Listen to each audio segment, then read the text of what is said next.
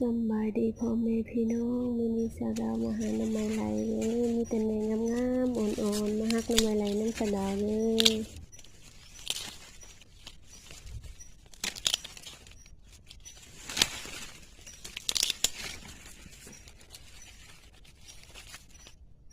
อฮักมาเด้อ